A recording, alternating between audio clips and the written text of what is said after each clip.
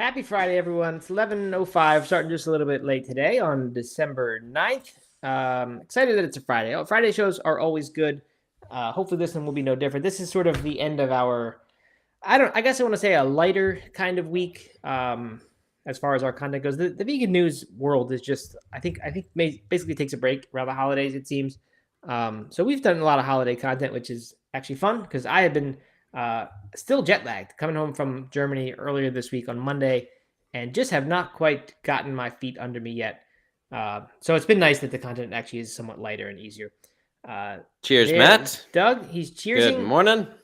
So your bit now is you have a new action every day that you're doing. It's not always a dance. There's always something though that we can expect from you. You always want to be glued into the Plant-Based Morning Show as I come onto the screen, because you never know what you're gonna get. Right. You're just adding yet another little hook for people to get addicted to the show with. Exactly. So thank you for that. Speaking of that, I've started putting reels up, Doug, which I'm sure you have noticed. Very high production value. I've been leaving the CapCut logo at the end of the reel. Yeah. And Holden, who does many more reels than I've ever done, he does it all the time. He got on me today about leaving those on there. He said you're supposed to cut those out, and I thought I couldn't. I thought I didn't have the option. It was like a watermark sort of thing, since I don't have the premium CapCut. But he said no. Once you upload that video to Instagram, then you just trim it. Yeah, then you just get rid of it. Yeah. So next time I'll be doing that. But I did add music today and some other. I'm glad he called you out. I was going to call you out actually on the show today because I'm real glad you're doing the reels. I think it's awesome and they're funny, and I'm impressed with the holiday music we got going on in the background of some of these gift guide ones. I was happy with that. Yeah, so I think A+ work. Well, except for you're getting a little bit of a grade deduction for leaving that logo on. Yeah, I'm gonna fix that. But I'm learning. I think they're gonna keep getting better. We'll see how it goes. Haven't had a sound effect in a while since I've been in Germany. There we go. Came back and my sound effect machine was out of power because it had not been charging during my trip. So this is the first day that it's been charged and ready to go. So should we have a Taco Bell mention or a Burger King mention or any of the other good ones, I may be ready with it, hopefully. Anyway, we've got a fun little show today. As I mentioned, it's kind of light stuff. In fact, Doug, I'm going to let you just lead the show's topics today. Think you comfortable handling that? Yeah, thanks, Ed. I appreciate that.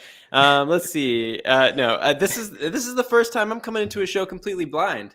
Right. We just got done recording a No Meat Athlete radio episode that we had scheduled to end with 20-minute buffer so that we could take a little break. I could read the articles, but then we started yapping about gifts and all kinds of fun holiday stuff, and here we are, 5 minutes late to start the episode, and I haven't read a darn thing.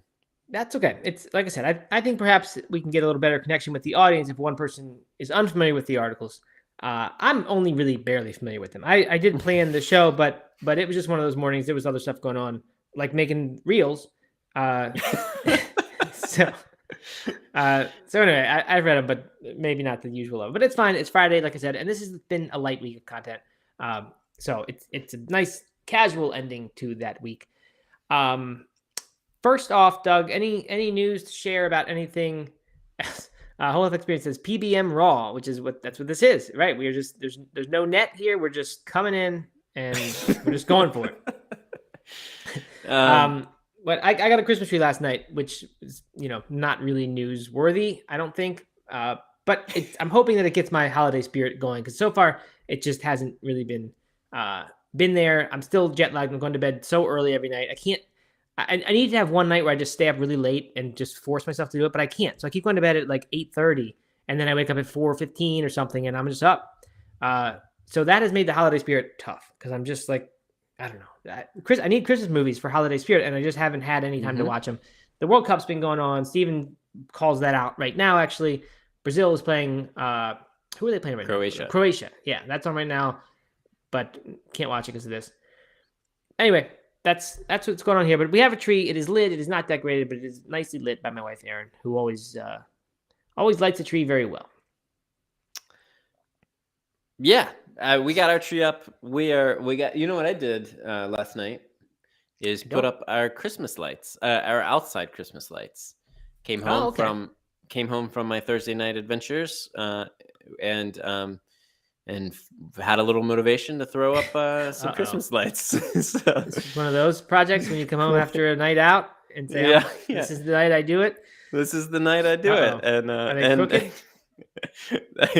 part of it did come down, fell down. I noticed. I noticed this morning, so I got to go back and do a little work. But I'm excited to have those up. That'll definitely bring some joy to. Yeah, that's nice. And I think you were debating not decorating at all, right?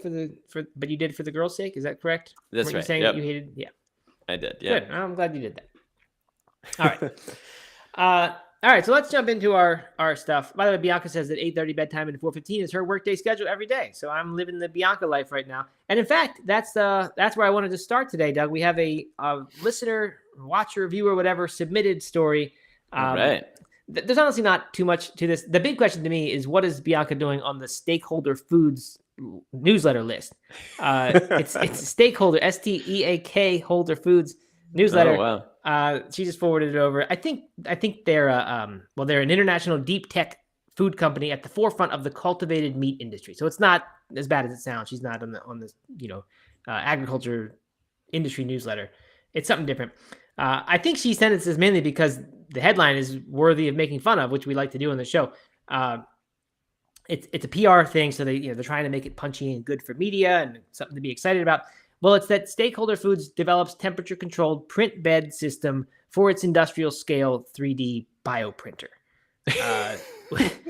which is not certainly the most catchy of headlines that I've read. Most certainly not.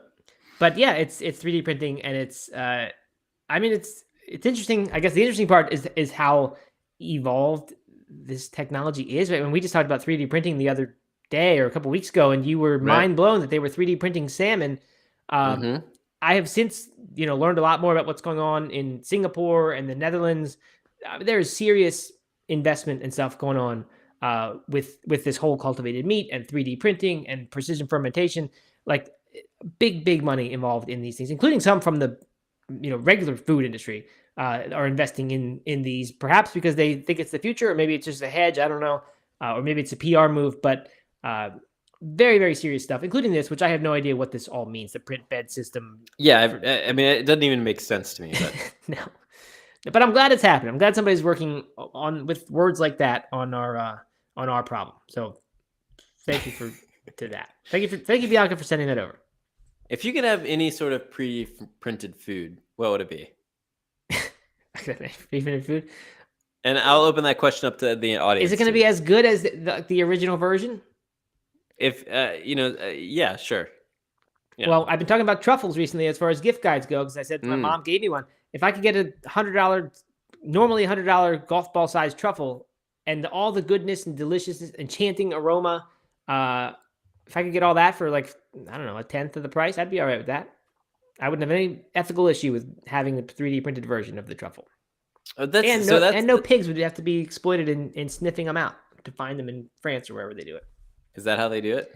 Yeah, the truffle pigs. They go around and sniff things, and they find them.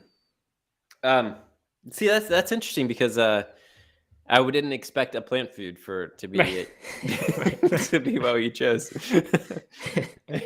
I thought maybe a Burger King chicken sandwich or something, but yeah, that'd be pretty good. Mm-hmm. I don't know. I don't have to make foods.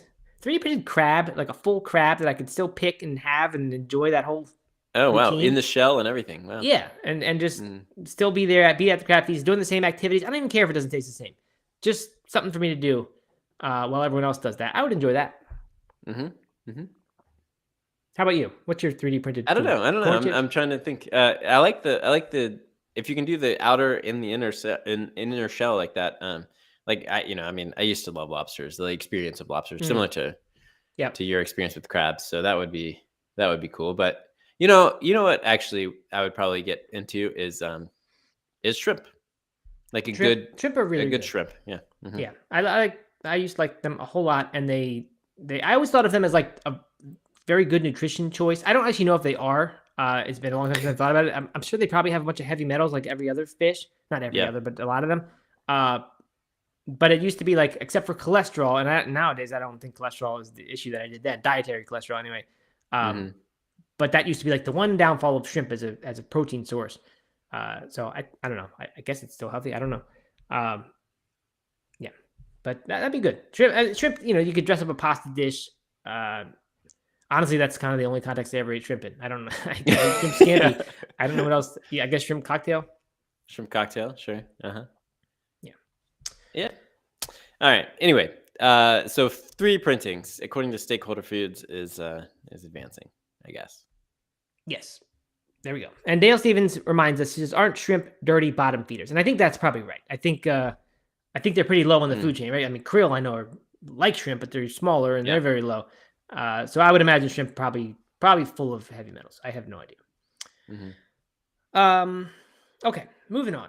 So this one is this is an interesting one. It has really not a plant-based story, but it does have a plant-based analog. And this is a social media craze that I was not aware of. I guess Pepsi fans have known about it for a long time. It's been sort of a hack. I don't know why it's Pepsi only and not Coke. But the headline is, this is from Healthline, who I used to think as a good reputable source. Until now. Pepsi milk. What health experts think of the dirty soda viral drink? It's trending on TikTok. It's the latest dirty soda drink, but it may be even unhealthier than you think. So I'm curious to know how that could be, because I already think it's pretty unhealthy. But it's what it sounds like. It's, I guess, Pilk. It's combining Pepsi and milk has long been a secret hack among Pepsi fans, said Todd Kaplan, Pepsi's chief marketing officer. And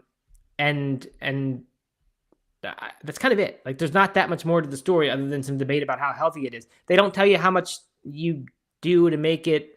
I guess Pepsi's even embraced this with an advertising campaign around it, or at least one ad that's for Santa. It's a Santa, and it says, "That is one dirty soda, Santa." And they show them pouring a pitcher of milk into the Pepsi that's like in a glass with ice already.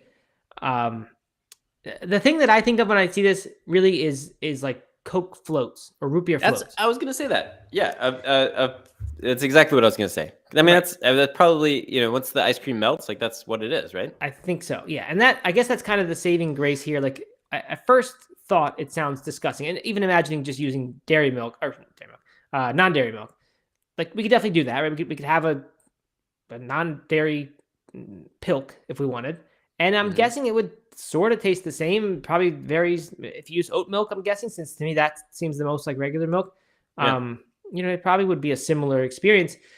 I never really got into the root beer floats or anything, even when I was not vegan.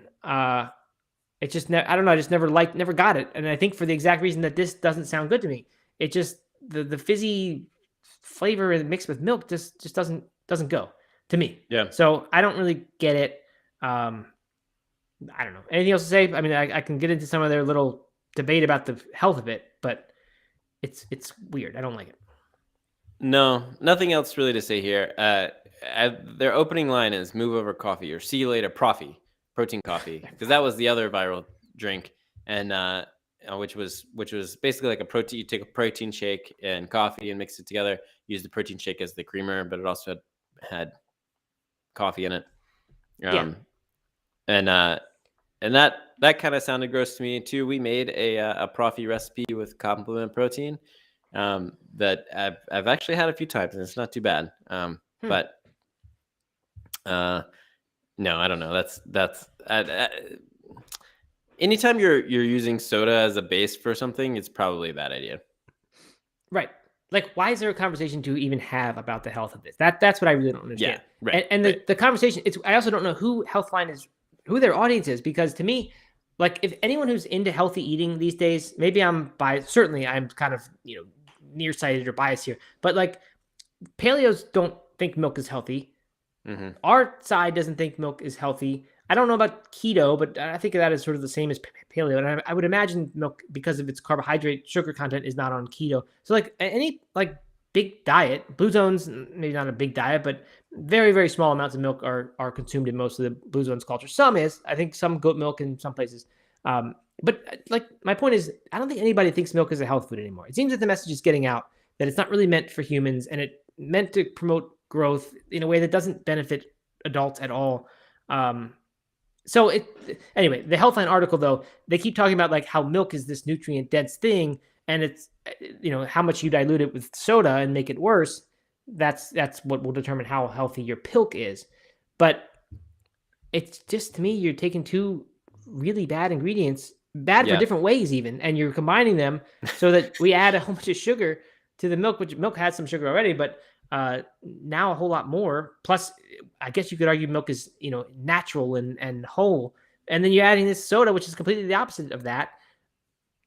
There's nothing good here, and I don't know what it is. So unless like this is just so good that you have to have it once you've had one, but I don't see the big deal, and I don't understand why Healthline is even talking about this. So two quick things. One, the Profi people, or not Profi, the carnivore diet people, they're big into raw milk. So they're big milk drinkers. And then I think that Healthline's audience is anyone with Google on their phone or computer. Yeah, that's true. That's good. And my guess is if this is viral enough, they'll write about it. So yeah, and I guess the mainstream audience is still most people, and they still think milk is healthy. Mm-hmm. Who was it? Bianca? Yeah, Bianca once wishes they brought back Crystal Pepsi. Were you ever a Crystal Pepsi fan? Yeah, that was the clear one, right? Yep. Was this like 1990 era? Probably. It was when I was a kid, but I remember it. I never remember. I had a clear soda at one point. That was the clear. I thought it was Coke, but I guess I'm wrong, and it must be Pepsi. I think Coke did one too. So it was Crystal Pepsi. Maybe that's what I'm remembering. Clear Coke. I don't know what it's called, but I never liked it. I think I didn't have more than one or two bottles. Oh, I used to be super into Crystal Pepsi. Really? I mean, I think it's probably the exact same thing. Like it tastes the exact same. It tastes the same. I imagine. I don't know. In my memory, it was so different. It would be good because I think the caramel color is one of the bad ingredients in Cokes and Pepsis. Like when I every now and then will order a Coke or Pepsi at a fast food place or something, like and literally like 3 times a year probably. Especially if I had a lot of drinks the night before. It's always a nice next morning thing for me. But obviously the sugar is the worst part about it, I think. But that caramel color is known to be a cancer causer. So I always kind of think twice. And I think maybe one has it and the other one doesn't. I think maybe Pepsi does, Coke doesn't. I don't know. But to have a clear one, you could remove that, and that would be a good thing. So I clearly remember being in a restaurant asking for Crystal Pepsi. They only had regular Pepsi. Me being a bratty little kid throwing a fit, and then us going, and then my dad and I going over to the convenience store across the street and getting a Crystal Pepsi to bring back to the table at the restaurant. No wonder you turned into who you are now. I know. Parents went and got you the Coke or the Pepsi I'm from sure across the street. I'm sure it was to prevent a meltdown or something. I don't know. Oh my goodness. Yep. Good old Crystal Pepsi. Anyway, what's next?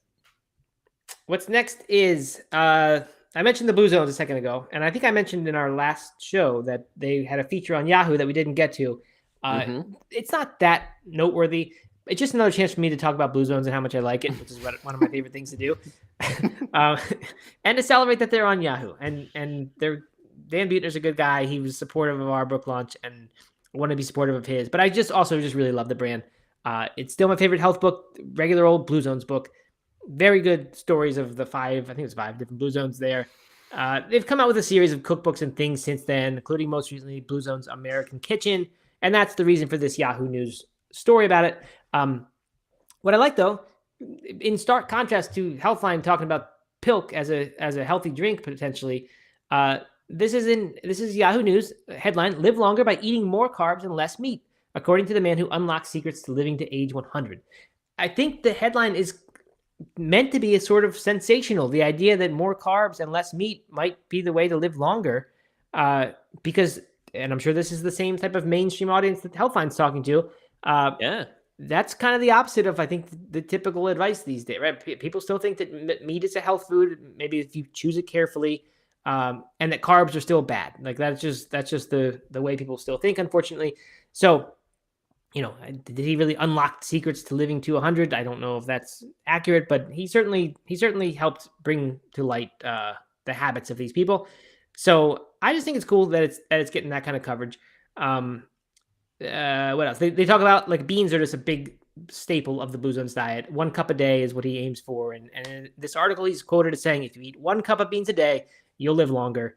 And I just love that kind of message on mainstream site like this. Like, it's such boring advice. No one wants to hear that as, like, It's just there's nothing about it is interesting. Not even as interesting as salad, right? So even eating a salad today sounds like it's a more attractive thing than that.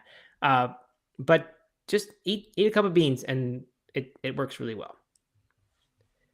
Yeah, I think this is great. I mean, like you said, it's not like breaking news, but the fact that it's on Yahoo News, it's pulled from Insider Magazine. I think that's good. Anytime, I don't know. What was the last cup of beans you had? Last cup of beans I had, man. It certainly wasn't long ago. I'm trying to remember what I ate last night for dinner, and I'm not even remembering. Oh, I had pasta with field roast in it. So no beans in that case. I don't know. This is embarrassing because I'm usually a pretty much everyday bean eater, and I ate almost none in Germany. You know what might have been my last ones, Doug, was the curry, the white bean curry I had on the way home on the airplane. Remember I said how good that was? Oh yeah. That may have been it, but that was Monday, so that was 4 days ago. That's not good. That's not not good bean eating. You're not getting the G-bombs. Yeah, I actually think I had beans another day. I'll have to remember what else I've eaten this week. Oh, I had beans for lunch yesterday. I had in the freezer a Nigerian peanut butter beans recipe that I made from a great cookbook called World Vegetarian, and I stuck them in the freezer. Yeah, she just wrote it. Erin just wrote you had the cowboy beans for lunch. They were not actually cowboy beans, but they were Nigerian peanut butter beans. So they were delicious. Okay. I'll probably have those for lunch. What are Nigerian peanut butter beans? Is that a type of bean, or is that a? It's just a Nigerian recipe. I think the title of it is white beans in Nigerian curry or something. Okay. And it has peanut butter. That's the interesting part. Like instead of a coconut milk or something else, peanut butter is like the creamy part of the curry, and they're really good. It's a good recipe just to sort of cook for the freezer and then, like I did yesterday, pull it out when you need it. How about you? What was your last beans? We haven't done much in the way of what you have for dinner last night. That viral segment.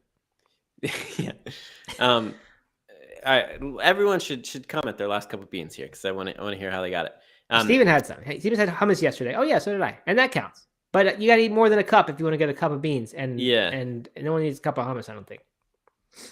I could eat a cup of hummus. Yeah, you could. Yeah. Well, but you're a legendary snacker. I am elite level snacker. That's right. I had black beans last night with a Cuban bowl. Ooh, very nice. And I had white beans for lunch yesterday. White bean salad. Okay. So you got your cup in, no problem. Yeah, I got my beans in. There you go. No problem. Good. I had tofu also with that Cuban bowl. So that's soybeans, right? I don't know if that counts. And I had tofu on Tuesday night. Mm-hmm. So looks like lots of chili. EKF I-88. New commenter, I think. New commenter. Chili, that's good. I had chili. Let's see. Bianca had beans and plant-based chili mac. Chili mac. There you go. And this person messaged me. I think it's Dube Ipri, because last time I said Dubai Pri or something, but it's not that. It's simpler. I'm sure I'm still saying it wrong, so I apologize for that. But anyway, I did get your message. Thank you. And they had fiber-fueled 4 bean chili. There you go. That's a great one. And Jeffrey Hudnall, sweet potato and kale soup with chicken peas. Must mean chickpeas and a few other veggies. Yeah. So, I mean, honestly, to me, if you're doing it right, you're having beans almost every single day without really trying, because it's just what there is. I'd say most meals, especially if you start bringing in the in hummus and things like that. I mean, you can be eating beans like all the time. You could. And I think I have somewhere, I forget where I read this, maybe Dr. Greger or maybe it was Blue Zone. Someone was saying, how can you get beans for breakfast? Because if you can, you should. And the best way I found to do it was white bean spread on a bagel without too much garlic or anything, just simple spread. Yeah, I mean, there are other ways, but that's breakfast burrito, baby, with some black beans in there. Yeah. I don't ever put forth the effort into a burrito for breakfast. I just don't. But maybe if I had them like pre-made, I would. Mm-hmm. Beans in your smoothie. Yeah, I mean, you could. It's doable. Silken tofu works pretty well. Yeah, I think better than just white beans. But yeah, I don't think so. It's no good. All right, moving on. Veg News has a vegan sausage guide, and there's not that much new to say in it. It's basically a list of the popular vegan sausages and later some recipes. The only reason I wanted to mention it is because I had sausage last night. I had field roast. I really like field roast a lot because I had for a long time had been a Tofurkey sausage guy. That I had become my go-to sausage because I thought the ingredient list was healthier than other alternatives because it has tofu and wheat gluten as sort of the primary ingredients. And to me, that's better than 100% wheat gluten as the primary ingredient because tofu, in my opinion, very healthy food. So anyway, but that one is left off the list, snubbed, Tofurkey. And perhaps because field roast is kind of exactly the same thing as far as how it looks and seems, but it's way better. It really does taste better, and I've kind of recently swung back in that way. So field roast makes number 2 on their list. I don't really know if it's in order, it's just the ones they're presenting. Beyond Meat is number 1, and I really think this is my hot take here, Doug. I think the Beyond Meat sausages are the best plant meat that there is, the best of the plant-based meat substitutes. Wow. I really do. I think like even when a recipe calls for ground beef and I need to substitute something in, if I'm going to make that recipe, like a bolognese sauce or something, I tend to just get the sausage and then chop it up really small because I just think it tastes better. Somehow when I get that the Beyond Meat or the Impossible, like if I get that their straight up ground chuck stuff, whatever that is, I just taste the coconut oil too much or something doesn't quite work for me. But the sausages, they have their own fair share of coconut oil for sure. But I don't know. They really nailed it with the texture and the taste of those things. So that to me is deserving of special mention. The Beyond Meat sausages, how good they are. Well, that's a pretty hot take. That's a pretty bold statement there with your favorite. That's why I made it. Yeah, I like it. You know, no one else is looking at this article. This is a Veg News article, VegNews/vegan guide/vegan sausage guide. The photo of the Beyond sausage looks absolutely. I mean, I'm like my stomach is literally growling right now looking at that thing. It's a sausage on a hot dog bun with avocado and jalapeno and some sort of delicious creamy looking sauce on top. I mean, I just I could eat all 3 of those right now. we are different in what we think is good. Because that does not look good at all to me. Really? I mean, it was okay. But I would be so much more enticed by a regular little hot dog picture with a nice drizzle of mustard on it. All that, like to imagine that mess of eating avocado mush on top of the hot dog. Oh my god! And then a piece of jalapeno also covered in the sauce.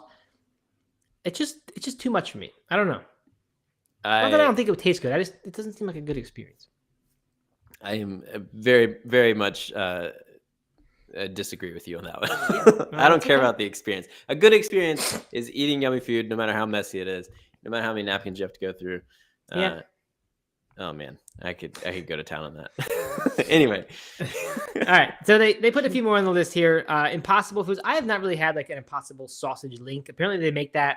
I got the kind that comes in the very soft tube and like you just squeeze out little bits and cook it for breakfast, I guess. I did not like that at all. And I think that's probably what they're using at Cracker Barrel because Impossible is the one that is there. I just didn't like it. I don't know. It was very off-putting to me. So I've not been back to try that again. Light Life is there. Gimme Lean sausage. They were early in this plant-based fake meat world. I remember trying it back then and not loving it, but it's been so long that I honestly don't know, and I'm sure it's changed since then. I just remember being so sticky. Do you remember being so sticky? Yeah, right. It was similar like in the soft tube stuff. Yeah. Yeah, I don't know. Something about that just doesn't seem very appetizing these days. But I mean, people who eat animal sausage eat it in those soft tubes. They squeeze it out or whatever and use it. So it's not that in itself that should be unappetizing, but I don't know. It is. A few more. Future Farm. I don't know that one. Their branding looks exactly like Impossible. It does. It does look a lot like it, and it's probably no coincidence. This meats THIS capital, all capitalized. That's a UK brand. I've never had any of their stuff, so I can't say anything about that. Morningstar Farms, another one that's been around for a while, and I think Light Life used to have the same problem. It was vegetarian, but it wasn't vegan. It sounds like they probably corrected those things because it probably wouldn't be on the Veg News list if they hadn't. Yeah, so to me we're now at the point where it becomes nondescript vegan sausages. Gardein is in here. Yeah. Where I mean, once you get past the first 2 or 3 that I think are the best, they're all the same. And maybe that's not fair. Maybe they are different. I just never really have had them. Bianca says the Impossible brats are good. I think I like them a bit better than the Beyond brat. So that's pretty good. The Beyond brats are not my favorite. The Beyond Italian is the ones that I really like the best. They have a sweet and a hot Italian sausages. Now and then I will use the brats even in Italian dishes if I don't want too much spice flavor. But they're not my favorite. All right, Matt, I got a question for you. Okay. Would you try Morningstar pancake and sausage on a stick? A corn dog, essentially, but with breakfast sausage and a pancake. I would try that, Doug. And the reason is I like the idea of meat sausage with a little syrup on it or near it. That's always been one that I've kind of done. In fact, I have some Hillary's. This is coincidental because I don't really make these much, but I noticed them in our freezer yesterday when I got the Nigerian beans out of the freezer. That we had these old Hillary's breakfast sausage patties. They're made out of like millet and quinoa. They're totally like whole food, but they have one flavor of it that is flavored with a touch of maple syrup. And I just think it's delicious. It reminds me of when I was little and I'd have the plate of, standard breakfast. So if this has a little bit of sweet flavor, I would totally go for it. I don't need the whole pancake thing, but I'm okay with that. I liked the good corn dog back in the day. Mm-hmm. What about you? You seem like you'd be into this. Yeah, I probably would be. I cannot imagine buying it. I cannot imagine buying it. But that'd be hard. But if I showed up to a brunch and someone had presented me with a pancake sausage on a stick that was vegan, you'd be all about it. I mean, come on. Give me those sticks. Come on. Yeah. Bianca says she just bought them, so I'm really excited to hear what she thinks of that because, I mean, come on. Yes. And then Steven shared the mind blown emoji saying some American foods. Yeah, I don't know if Bianca is insulted if I say that she makes sometimes unhealthy food or takes pictures of her. She always has really delicious looking foods. Like I feel like her whole life is she just goes out and gets delicious foods at breweries and things like that. Yeah. And that if you don't have kids, it's one of the luxuries of not having kids is you can just do that stuff all the time and take pictures and post it on your Instagram. So Bianca certainly eats way, way better than I do, or way more interestingly than I do. But I can't say I'm surprised that she bought sausage on a stick. It just seems like that would be right at home on her Instagram feed. So I'm looking forward to seeing it on there. And I would love to hear how it is. Is that syrup? What's that? What is the liquid that is on the outside? It must be syrup. The pancake. But I can't imagine that it comes with the syrup on it. You probably have to add your own syrup. Right. But maybe they have a little sweetness in the pancake, perhaps.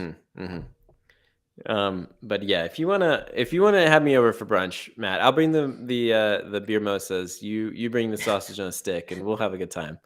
Okay, that sounds good. I actually would be much more excited about vegan chicken and waffles than I would be about sausage on a stick. Because it's a little more familiar.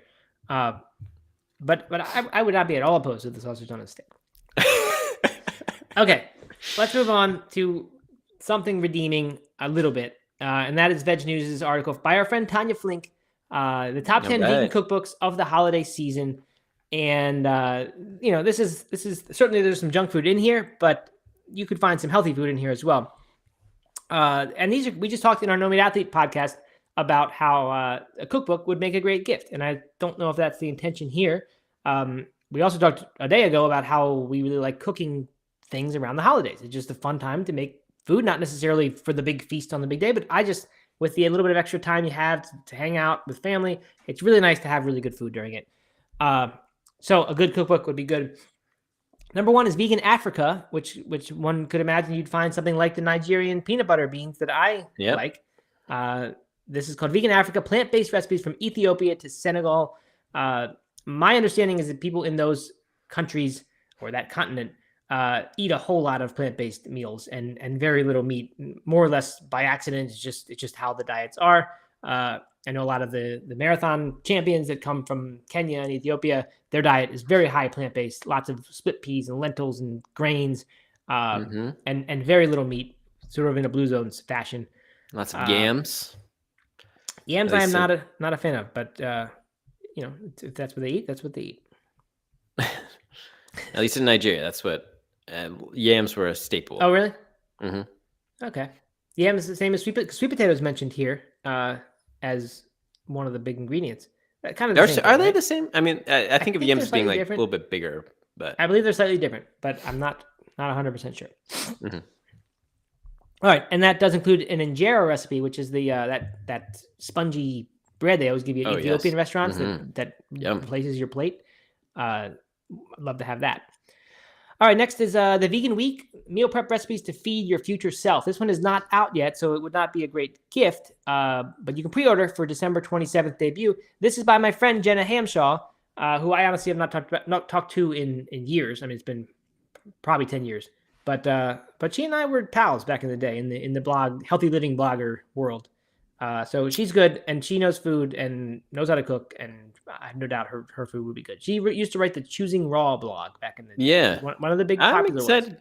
Yeah, I'm excited to see that she's still putting out cookbooks. Yeah. I didn't realize that. That's great. Yep. So am I.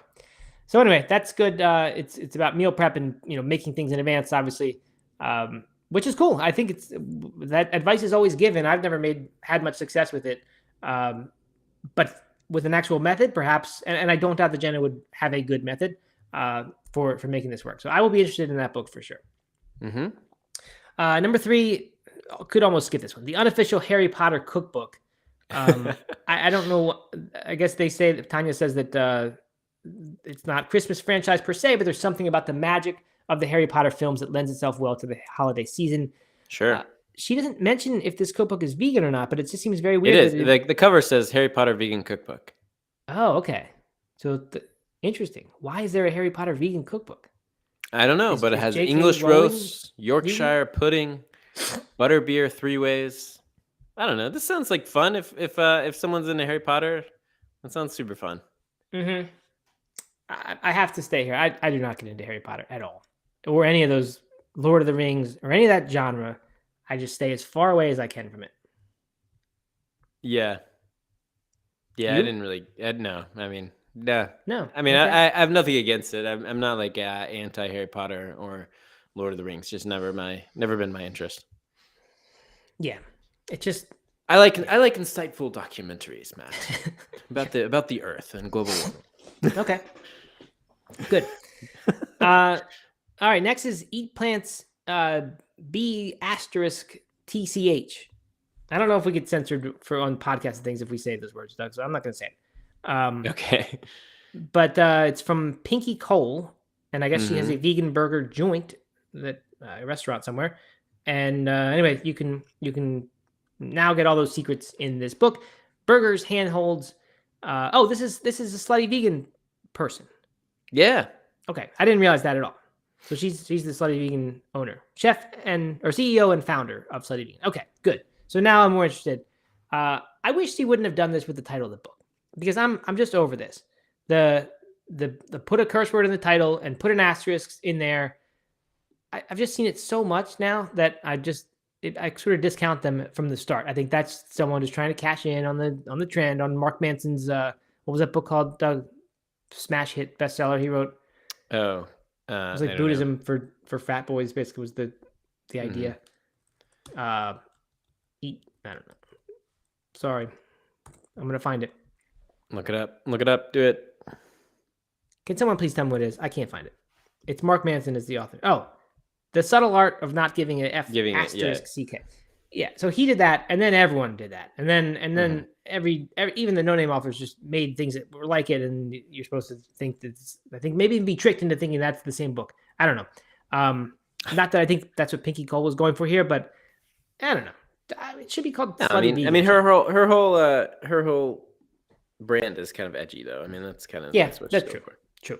Okay, so I'm okay with it. You're taking it back. I mean, I have no opinion on the title. I would imagine this is. I mean, it looks pretty good. It looks like a whole bunch of junk food, sandwiches and stuff. Yeah. I don't know. It's okay. I'd say leave that for the restaurant, and I don't need to make that at home. But some people like it, I guess. It's fine. Next is the Vegan Baking Bible by Carolina Tegalar. I don't know how to say that name. Sorry. But a vegan baking Bible. So that's kind of cool. Colleen Patrick Goodrow, our friend, has the joy of vegan baking.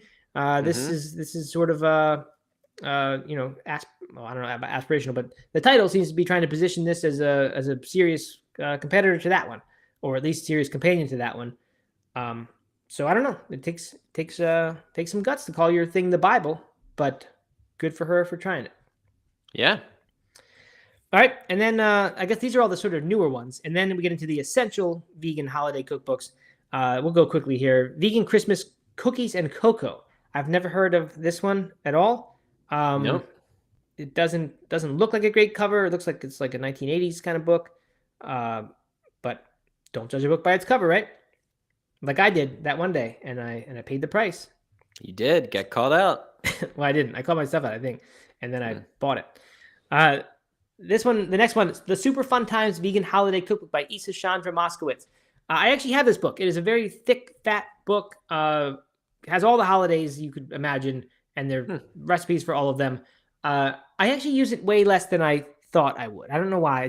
I leaf through it now and then on the holiday to try to find something, and I haven't really found much that I want.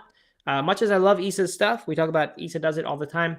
This one was just sort of a miss for me, but it has some good stuff, and somebody might find something good here.